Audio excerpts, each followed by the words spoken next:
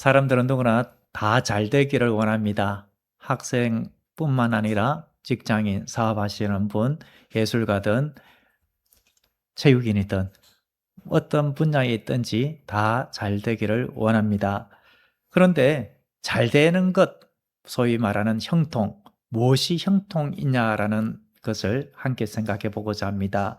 사람들이 원하는 많은 돈을 소유하면 잘 되는 것, 형통한 것이겠습니까? 성공하면 잘 되는 것입니까? 권력을 가지고, 권세를 가지고 명예를 가지면 사람들한테 존중받고 인정받으면 그것이 잘 되는 것입니까? 그것이 형통한 삶입니까? 솔로몬은 우리에게 묻습니다. 정말 그것이 형통합니까? 돈을 소유하고 명예, 권력을 소유한 자. 저 북한의 김정은을 한번 보세요. 돈, 권력, 명예, 그 모든 것들을 다 장악한 김정은을 향하여서 참 잘된 사람이다, 잘 풀린 사람이다, 참 형통한 사람이다 라고 말할 수가 있습니까? 오늘 본문을 보면 모순된 현실을 이야기합니다. 악인인데, 죄를 범하고 있는 사람인데도 그 악행에도 불구하고 사람들의 인정과 존중을 받습니다. 죽을 때까지 평안을 누리다가 명예롭게 죽습니다. 죽은 이후에도 사람들로부터 존중을 받습니다. 그런데 반면에 하나님 앞에 선하게 의롭게 살아간 사람은 잊혀지고 삶 속에서도 고통을 당합니다. 누가 형통한 모습입니까?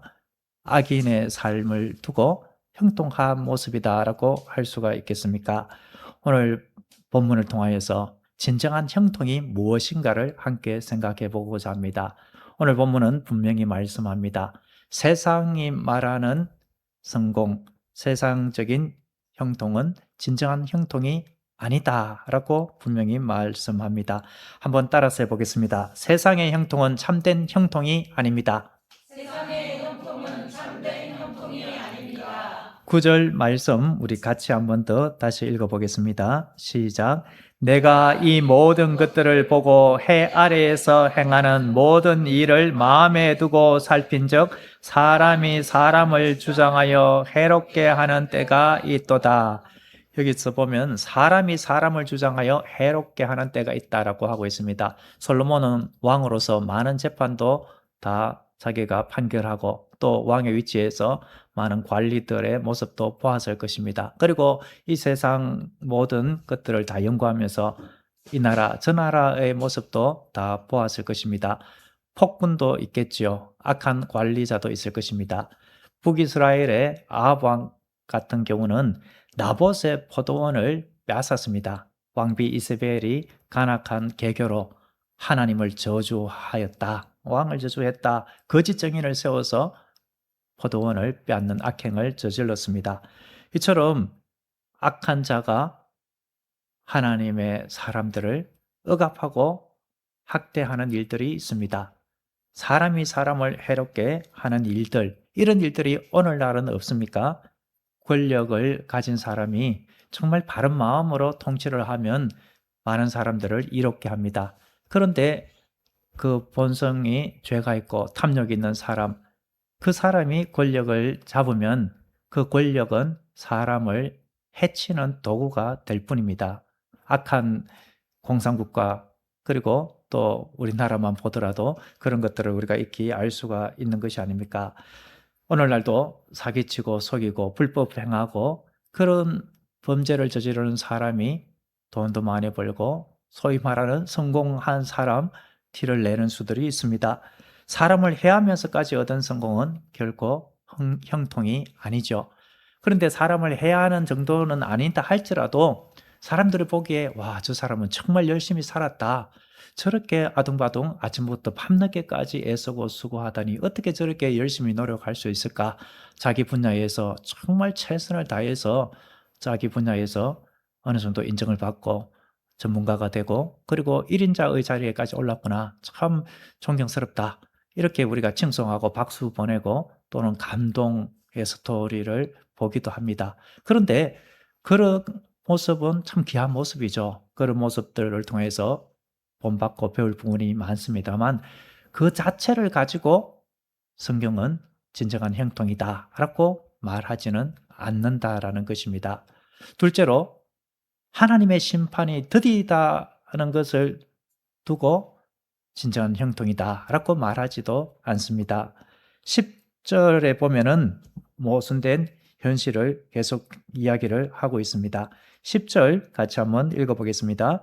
그런 후에 내가 본즉 악인들은 장사 지낸 바 되어 거룩한 곳을 떠나 그들이 그렇게 행한 성읍 안에서 잊어버린 바 되었으나 이것도 헛되도다. 예, 악인들이 거룩한 곳을 떠나라고 했는데 악인들이 예루살렘 성전과 같은 곳에 계속 다니면서 외향적으로 보면은 경건한 모습처럼 보이고 외향적으로 보면은 참 본받을 만한 것처럼 보이지만 그런데 역사적으로 보면 앞에는 참 어렵게 중시는 것처럼 하지만 뒤로 당한 오리처럼 그렇게 하는 사람도 많지 않습니까? 악을 행한 사람입니다. 그 죄악이 드러나지만 않았을 뿐입니다. 그런데 사람들의 존경을 받습니다. 언제까지 존경을 받느냐? 죽을 때에도 평안하게 잠자리에 듭니다. 죽습니다. 명예롭게 죽습니다. 여기서 말하는 악인들은 장사 지낸 바 되어라는 것이 명예롭게 죽는다라는 것입니다. 보통 이 세상에서 좀 나쁘게 한 사람 죽을 때에 뭐 좀 비방을 받고 비난을 받고 그런 일들이 있는데 지금 여기서 말하는 이 사람은 죽을 때에도 참 명예롭게 죽습니다. 뿐만 아니라 10절 하반에 보면 거룩한 곳을 떠나 그들이 그렇게 행한 성읍 안에서 잊어버린 바 되었으니 이것도 헛되도다라고 했는데 그렇게 행한이라는 것은 악을 행한 그 성읍인데 그들의 그 악행이 그 성읍에서 사람들에게서 다 잊혀지고 기억도 되지 아니하고 그 어떠한 잘못도 드러나지 않는다라는 겁니다. 이런 것들을 보니 참 헛되다라는 것이죠. 그런데 여기서 10절 하반에 나와 있는 잊어버린 바 되었으니 잊혀졌다라는 표현을 칭송받았다라고 번역할 수도 있습니다. 그러면 더 얼마나 어처구니 없고 얼마나 참 인생의 허물을 느끼는 자괴감이 드는 내용입니까? 악을 행했는데 그 악이 드러나지도 않고 사람들에게서 존중받고 인정받고 죽을 때에도 명예롭게 죽고 그리고 죽은 이후에도 사람들이 역사 속에서 기리고 칭송한다라는 겁니다. 어떻게 보면은 우리나라 쭉 지금까지 역사 속에도 정말 본문에 나와 있는 이스라엘의 이 악한 관리 또는 뭐 폭군 이 모습처럼 안 좋은 모습이 있는데 역사는 성자의 기록이니까 좋게 칭송되는 부분으로 기록되어 있는 사람이 있을지도 모르겠습니다. 그렇다면 얼마나 더 허무합니까? 그런데 또 다른 이 10절의 해석이 있습니다. 이 10절은 좀 이해하기가 쉽지 않은데 거룩한 곳을 떠나라고 할 때에 어떤 번역에서 보면 선을 행한 자는 거룩한 곳을 떠나 이렇게 번역되어 있는 곳도 있습니다. 그러니까 악인들은 장사 지낸받고 명예롭게 죽음을 맞이하는데 그렇다면 선을 행한 사람은 어떻게 되느냐? 거룩한 곳에서 떠나게 된다. 이 말은 하나님 앞에 어렵게 살고 진실하게 살고 하나님을 섬기는 삶을 살아가는데 거룩한 곳, 예루살렘 성전과 같은 곳에서 사람들에게 어처구니 없이 억울하게 누명을 쓰든지 모함을 당하든지 그렇게 해서 쫓겨나는 신세가 되고 그리고 이 사람이 하나님을 섬긴 일, 다른 사람을 위하여서 애쓰고 수고한 그 모든 일들 기억되고 칭송되어야 하는데 그런데 그런 것들은 온데간데없고 잊혀진 바가 되어버린다라는 겁니다. 악인은 잘 되고 의인은 고통받고 악인은 살아서든 죽어서든 인정받고 존중받고 죽어서까지 칭송받는 반면에 의인은 선을 행한 자는 잊혀지는 현실 이것의 결론이 10절 하반에 이것도 헛되도다입니다. 여기서 헛되다라는 것은 안개와도 같다. 바람을 잡는 것과도 같다. 붙잡을 수 없다라는 것입니다. 이 세상이 말하는 성공은 안개와도 같은 것입니다. 사람들에게 인정받고 존중받는 것 참 귀하지만 그러나 그 모든 것들이 언젠가 사라질 뿐이다라는 것이죠. 그래서 이 세상에 성공, 형통은 참된 형통이 아니다라는 것이고 그리고 그 이후에 11절 이후 12절을 보면 악을 행한 자는 반드시 하나님의 공의의 심판을 받아야 되는데 11절을 보면 악인이 심판받지도 않습니다. 하나님의 심판이 더딘 모습이죠. 그런데 그 심판이 바로 임하지 않는다라고 해서 형통하다라고 볼 수 없다라는 것입니다. 11절 같이 한번 읽어보겠습니다. 시작. 악한 일에 관한 징벌이 속히 실행되지 아니하므로 인생들이 악을 행하는 데에 마음이 담대하도다. 솔로몬은 왜 악인들이 계속해서 악을 행하는가? 왜 죄악과 범죄가 계속해서 끊이지 않고 이 세상에 일어나고 있는가? 이것을 이야기합니다. 왜 그렇겠습니까? 거짓말하고 사기치고 오늘날로 치면 보이스피싱하고 이런 사람들 보이스피싱하는 전화 건 순간 하나님께서 벼락이 확 내리게 해가지고 그렇게 해서 막 적사해버리고 곳곳에서 사람들이 막 적사하는 사람들이 나타났고 그 가보니까 범죄 현장이었고 그런 일들이 있다고 해보세요. 폭력을 행하면서 막 이렇게 다른 사람에게 칼을 들이밀고 그렇게 하는 사람 그 자리에서 하나님께서 바로 심판해가지고 그렇게 막 불구가 됐든지 심판당하고 막 그렇게 되면은 하나님께서 그 두 눈을 다 떨고 쳐다보고 계시니까 감히 두려워서 뭐 죄를 범할 수가 있겠습니까? 그런데 그런 일이 없으니까 하나님이 없는가 보다. 하나님은 안 계신다. 죄를 지어도 잡히는 일도 없고 내가 더 교활하게 덕히지만 아니하면은 된다. 이렇게 생각을 하는 것입니다. 그런데 오늘 본문은 징벌이 속히 실행되지 아니하므로라고 말을 하고 있는데 악한 일에 대한 징벌이 속히 실행되지 않는다라는 이 말은 이미 판결은 내려졌다라는 것입니다. 그런데 그 판결은 하나님의 심판이죠. 하나님께서 내릴 화벌입니다. 그런데 그것이 바로 집행되지 않는다라는 것이죠. 그래서 인생들이 악을 행하는데 마음이 담대하다라는 겁니다. 하나님이 지켜보지 않는 것처럼 여겨서 계속 거짓말하고 사기치고 속이고 폭력을 행사하고 악한 일을 자행하고 있다라는 것입니다. 양심이 무디어질 대로 무디어져서 끊임없이 죄를 행합니다. 그런 모습을 보면서 많은 사람들이 어떻게 생각하겠습니까? 정직하게 살 필요가 있나? 믿음대로 살면은 손해를 볼 뿐이다. 내가 정직하게 한다고 해서 더 나에게 도움되는 것이 아니고 약간 편법하고 불법으로 하고 그렇게 살아가는 사람이 더 잘 되고 더 성공을 하는 것처럼 보이는 것입니다. 하나님께서 과연 무능력해서 그냥 두시는 것이겠습니까? 하나님께서 오래 참으실 뿐입니다. 하나님께서 심판을 바로 하지 아니하는 이유가 무엇 때문이겠습니까? 따라서 해보겠습니다. 회개하도록 하기 위해서입니다.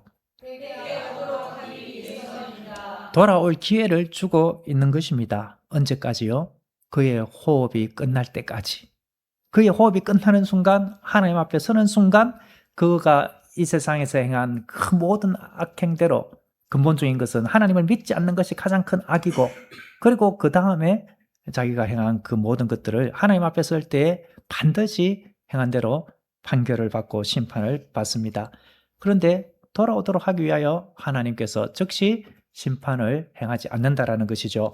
베드로후서 3장 9절입니다. 주의 약속은 어떤 이들이 더디다고 생각하는 것 같이 더딘 것이 아니라 오직 주께서는 너희를 대하여 오래 참으사 아무도 멸망하지 아니하고 다 회개하기에 이르기를 원하시느니라. 오래 참으시는 하나님, 회개하도록 하기 위하여서 바로 징벌을 내리지 않을 뿐인데 그것을 두고 벌 내리는 것도 없네. 이렇게 내가 한몫 단단히 챙기자라고 해서 계속 악을 행하는 것, 그것은 결코 형통이 아니다라는 것입니다. 그렇다면은 정말 형통한 사람은 누구이겠습니까? 따라서 보겠습니다. 진정한 형통은 하나님을 경외하는 삶입니다. 진정한 형통은 하나님을 경외하는 삶입니다. 솔로몬은 결론을 내립니다. 12절 같이 한번 읽겠습니다. 죄인은 100번이나 악을 행하고도 장수하거니와 또한 내가 아노니 하나님을 경외하여 그를 경외하는 자들은 잘 될 것이요 죄인은 100번이나 악을 행하고도라고 했습니다. 100번이라는 것은 수도 없이 악을 행한다라는 것이죠. 그런데도 장수한다, 잘 된다. 여기서 잘 되는 것은 세상적으로 볼 때 잘 되는 것처럼 보이는 것을 말합니다. 악인이 오래 살 수도 있고 성공할 수도 있습니다. 부자가 될 수도 있고 권력을 가질 수도 있습니다. 심지어 사람들의 존경을 받을 수도 있습니다. 그런데 내가 아노니라고 하고 있습니다. 그 이후에 하고자 하는 말은 악인이 100번을 악을 행하여서 잘 되는 것처럼 보일지라도 그것은 결코 잘 되는 것이 아니다. 반면에 의인이 겉으로 볼 때에, 세상적으로 볼 때에 고통당하고 사람들에게 인정받지 못하고 잊혀지는 것 같을지라도 그러나 선을 행하는 자, 하나님을 경외하는 자는 진정한 형통한 자이다. 그것을 하반절에서 내가 아노니 하나님을 경외하여 그를 경외하는 자들은 잘 될 것이요 라고 말하고 있습니다. 그런데 여기서 잘 된다, 형통에 대한 정의를 우리는 분명히 낼 필요가 있습니다. 여기서 의인은 잘 된다. 그런데 앞에서는 잊혀진 바 되고 헛되다라고 하지 않았습니까? 그런데 뒤에서 12절에 잘 되는 것을 이 세상의 사람들이 부러워하는 성공, 그리고 잘 되는 것, 이런 차원이 아니다라는 겁니다. 하나님을 경외하고 하나님을 잘 섬긴다고 해서 다 건강합니까? 다 자기의 분야에서 다 성공하고 그리고 다 일이 잘 풀립니까? 성경은 그런 복을 받을 수도 있지만 하나님의 섭리와 계획 가운데 고난을 당할 수는 일들도 많습니다. 아브라함은 믿음 때문에 고향을 떠났습니다. 이삭은 자기가 힘들어서 판 우물, 중동 지역에서 우물은 생명과도 같은 것입니다. 그런데 그 원주민들이 우리 땅이다 내놓아라 라고 하니까 다투기 싫어서 조소이다 하고 그냥 다 양보해 줍니다. 다른 곳에서 또 우물을 팠는데 내놓아라 해서 또 그냥 물러났습니다. 요셉은 억울하게 옥에 갇혔습니다. 누명을 쓴 것이 아닙니까? 보디발 장군의 아내의 누명을 쓰고 억울하게 감옥살이를 했습니다. 믿음을 지키기 위하여서, 어렵고 거룩하게 살기 위하여서 믿음을 지키며 하나님 앞에서 살아갔는데 그 결과는 만 2년 동안 옥에 갇혔습니다. 다윗이 사울에게 어떤 악을 행한 것도 아니었습니다. 그러나 10년 넘게 사울에게 모함을 당하고 반역을 일으키려고 한다, 이런 비방을 당하면서 쫓기는 신세, 도망자의 신세가 되었습니다. 엘리야는 하나님의 선지자로서의 사명을 감당했습니다. 그런데 왕비 이세벨의 위협 앞에 도망자 신세가 되고 광야에서 죽기를 구할 정도로 마음이 너무 힘든 상태까지 갔습니다. 에레미야는 하나님의 말씀을 대언했죠. 바벨론에 항복하는 것이 살 것이다. 괜히 대항하려고 하지 말라. 하나님께서 징계하려고 하는 중이다. 하나님의 징계가 끝나면 다시 회복시켜 주신다. 하나님께서 이 땅을 거룩하게 하기 위하여서 잠시 너희들을 징계하시는 것이다. 우리를 징계하는 것이다. 그러니 하나님의 뜻에 순복하여 바벨론에게 항복하면 하나님께서 생명의 살상 당하지 아니하고 평안히 거하다가 다시금 회복시켜 주신다. 그 말을 했는데 매국노다, 반역자다, 하나님께서 우리와 함께 하신다라고 말을 해야 선지자지, 망한다라고 하는 것이 무슨 선지자냐, 저놈을 그냥 둬서는 안 된다, 박해하고 핍박하는 그 일들을 다 당했습니다. 눈물의 선지자로 살았습니다. 사도 바울이 하나님의 복음, 얼마나 귀한 복음입니까? 생명을 전하는 이 복된 말씀을 전하는 것이 아닙니까? 우리가 어정부시시 학생들 와서 이 30도가 넘는 더위에 오늘도 땅 밟기 하고 기도하면서 이 복음을 전하는 이 지역들을 쭉 돌아봤는데 내일부터 며칠간 집중적으로 전도할 것이죠. 이렇게 생명의 복음을 전하는 중에 있지만 그렇게 한다라고 할지라도 다 뭐 수고합니다, 이런 소리를 하는 것이 아닐 것입니다. 욕하고 안 좋은 소리를 들을 수도 있을 것입니다. 우리 주 예수님은 어떠하셨습니까? 생명을 주기 위해서 왔는데 십자가에 못 박아라, 못 박아라 라고 하고 침뱉고 조롱당하고 그 모든 수치를 다 당하면서 십자가 지신 것이 아닙니까? 세상이 보기에 이런 모습들은 형통한 삶이 아니죠. 그렇다면 잘 된다라는 것, 형통한 것의 진정한 의미는 무엇이겠습니까? 형통의 정의를 우리는 바로 이해해야겠습니다. 형통은 내가 원하는 대로 잘 풀리는 것이 형통이 아닙니다.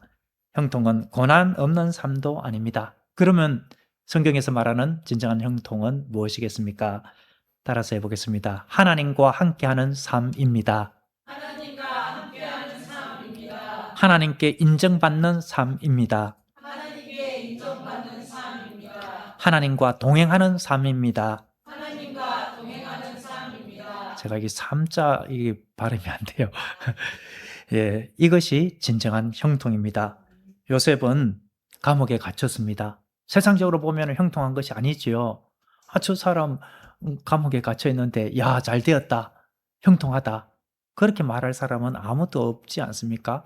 그런데 성경에서 말하는 하나님의 관점에서 보았을 때에 요셉은 형통한 중에 있는 모습이었습니다. 창세기 39장 2절에 여호와께서 요셉과 함께 하심으로 그가 형통한 자가 되어라고 말씀하고 있습니다. 보디발 장군의 집에 형들이 팔았던 그것으로 인하여 보디발 장군의 집에 종노릇 하고 있는 것이 아닙니까? 그런데 하나님과 함께 하니까 종인 신분인데도 형통한 모습으로 하나님의 은총을 받아 누리게 된 것입니다. 진정한 형통은 하나님과 함께하는 삶, 하나님께 인정받는 삶, 하나님과 동행하는 삶입니다. 그렇다면 질병이 없는 것도 하나님께서 주신 은혜와 복이지만 질병이 있더라도 하나님과 함께하면 형통입니다.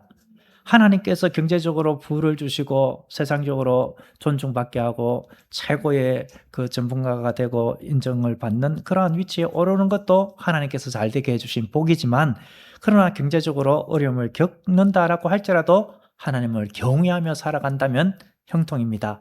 사람에게 다 인정받으면서 살아가면 더 좋지만 혹 그렇지 못할지라도 하나님께 인정받는 삶이면 그것이 형통입니다. 세상은 결과를 봅니다. 그러나 하나님은 하나님과의 관계를 봅니다. 이 세상에서 아무리 부유하고 권세가 있고 명예가 있고 사람들의 인정과 존중을 받더라도 하나님과 전혀 관계가 없으면 그것은 형통이 아닌 것입니다. 아멘. 세상 사람들은 형통이다, 잘 되었다, 참 복받았다라고 할지라도 하나님의 입장에서 볼 때는 전혀 형통이 아닙니다. 세상은 소유를 봅니다. 그러나 하나님은 중심을 보십니다. 아멘. 세상은 성공을 봅니다. 그러나 하나님은 하나님을 경외하는 모습을 보십니다. 아멘. 그래서 하나님을 경외하는 자들은 잘 될 것이요 라고 하고 있습니다. 여기서 잘 된다라는 것은 이 세상에서 잘 되는 것, 그것이 아니라 궁극적으로 잘 되는 것, 하나님과 동행하는 삶, 그리하여서 하나님과 함께하며 주님께서 주시는 은혜를 받아서 주님 안에서 세상이 줄 수 없는 기쁨과 평안을 누리면서 살아가는 그 모습, 이것이 잘 되는 모습이고 이 잘 되는 것들이 영원까지 이어지게 되니까 아멘. 하나님을 교회하는 자들은 영원히 잘 되는 형통의 복을 얻은 것입니다. 아멘. 13절 같이 한번 읽어보겠습니다. 악인은 잘 되지 못하며 장수하지 못하고 그날이 그림자와 같으리니 이는 하나님을 경외하지 아니함이니라. 이 말씀은 12절 말씀과 좀 모순이 되는 것처럼 보이죠. 죄인은 100번이나 악을 행하고도 장수하거니와 라고 했는데 13절은 악인은 잘 되지 못하며 라고 했습니다. 12절에서는 세상적으로 볼 때에 그렇게 악을 행했는데 사람들을 볼 때는 잘 되는 것처럼 보일 수가 있다. 이렇게 이해를 하면 되고 13절은 궁극적으로 악인은 잘 되지 못한다. 장수하지 못한다. 여기서 장수는 이 땅에서의 장수가 아니라 영원한 하나님의 나라에서 영원토록 거하는 그 복락 가운데 들어가지 못한다라는 말입니다. 반면 하나님을 경외하는 자는 어떻게 된다라는 것이겠습니까? 진정한 형통을 누린다라는 것입니다. 악인은 마지막 날 하나님의 심판 앞에 서게 되고 행한 대로 하나님께서 그 악한 행한 대로 심판하셔서 하나님이 없는 자, 복음이 없는 자, 하나님을 거역하고 대적한 자, 하나님의 영원한 심판에 떨어지게 되지만 하나님을 경외하는 자는 하나님 앞에서 착하고 충성된 종이라고 칭찬받으면서 영원한 복락 가운데 하나님의 나라 천국에서 영원히 거하면서 귀한 상급까지 받게 됩니다. 그러므로 진정한 형통은 하나님을 경외하는 삶, 주님과 동행하는 삶, 주님께 인정받는 삶, 하나님과 함께하는 삶이므로 우리가 지금 하나님을 그렇게 인정하고 주님과 동행함으로 우리가 진정한 형통한 자인 줄로 믿습니다. 아멘. 그러므로 우리는 악인의 형통을 부러워하지 맙시다. 하나님의 집에 이르렀을 때에 그때에 모든 것들이 다 밝혀 드러납니다. 아멘. 세상 평가에 흔들리지도 맙시다. 오늘 하루 내가 하나님을 경외하고 진심으로 하나님 앞에서 최선을 다하면 하나님께서 우리의 길을 선하게 인도해 주십니다. 하나님께서 반드시 이 땅에서도 주님께서 도와주시고 하나님 나라에서는 영원한 복락에 거하게 해주십니다. 아멘. 비록 때로 눈물이 있을 수도 있고 고난이 있을 수도 있습니다. 억울함이 있을 수도 있습니다. 그러나 내가 그 가운데 하나님을 경외한다면 나는 진정한 형통의 복을 누리는 자입니다. 그러므로 우리는 세상의 형통을 쫓는 것이 아니라 하나님을 경외하는 삶을 추구하고 따라가야 하겠습니다. 저는 오늘 찬양을 우리 CC 학생들이 할 때 참 감격스러웠습니다.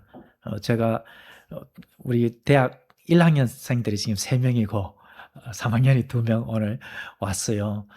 제가 대학생 시절 또 생각나고 저도 CC에도 몸 담았던 적도 있고 또 다른 선교단체에도 몸을 담았는데 그때 생각도 나면서 하나님 앞에 이렇게 젊은 시절 뜨겁게 찬양하고 복음을 전하는 일, 국내에서 복음 전하는 일뿐만 아니라 또 우리 이것 마치면 대만까지 가서 선교 활동을 해요. 하나님 앞에 나의 젊음을, 나의 시간을, 나의 건강을 주님께 우선적으로 드리고 그리고 하나님 앞에 더 귀하게 쓰임 받기 위하여서 주어진 학업과 주어진 일을 열심히 수행하려고 하는 이 모습이 얼마나 귀한가 이것을 보면서 참 감격스럽고 귀하다. 나도 저렇게 찬양했던 그때 순수한 마음으로 찬양했던 적이 있었는데 지금만은 퇴색된 것이 아닌가 이런 마음도 들면서 오늘 이 시간이 너무나도 감사한 그런 시간이었습니다. 찬양 앞에서 하니까 얼마나 좋았는지 몰라요. 우리 CC 학생 여러분들 진정한 복은 하나님을 경외하는 자의 삶입니다. 지금처럼 그리고 앞으로도 더 하나님을 경외하면 하나님께서 여러분들의 삶을 반드시 책임져 주실 줄로 믿습니다. 아멘. 우리 성도님들도 마찬가지입니다. 하나님을 경외할 때에 하나님께서 세상에 줄 수 없는 놀라운 은혜를 부어주시고 그리고 이 땅에서도 주님께서 반드시 높여주십니다. 내가 낮아지고 주님을 높이는 삶을 살아갈 때 하나님께서 언젠가는 세워주시고 높여주시는 줄로 믿습니다. 아멘. 기도하겠습니다. 사랑과 은혜가 풍성하신 하나님 아버지, 오늘 말씀을 통하여 진정한 형통은 세상 성공이 아니라 하나님을 경외하며 주님과 동행하는 삶임을 깨닫게 하시니 감사합니다. 세상 형통을 부러워하지 않게 하시고 어떤 형편에서도 하나님을 신뢰하며 경외하는 믿음을 주시옵소서. 하나님의 때와 섭리를 끝까지 신뢰하게 하시고 마지막까지 믿음으로 승리하는 삶을 살게 하옵소서. 어정부 CCC 학생들 더운 여름철에 이렇게 개척교회 상가교회에 와서 복음 전파를 위하여 애쓰고 수고합니다. 이들의 앞길을 주님께서 복내려 주시옵소서. 어디를 가든지 주께서 동행하여 주시옵소서. 하나님 앞에 인정받고 사람들의 한테서도 존중받는 복된 삶이 되게 하옵시고 이들을 통하여 하나님의 나라가 확장되게 하옵소서. 함께 이 자리에 참여한 모든 하나님의 권속들 저들의 가정과 직장과 사업 가정 위에 주님께서 만복의 은혜로 함께하여 주옵소서. 예수님의 이름으로 기도드립니다. 아멘.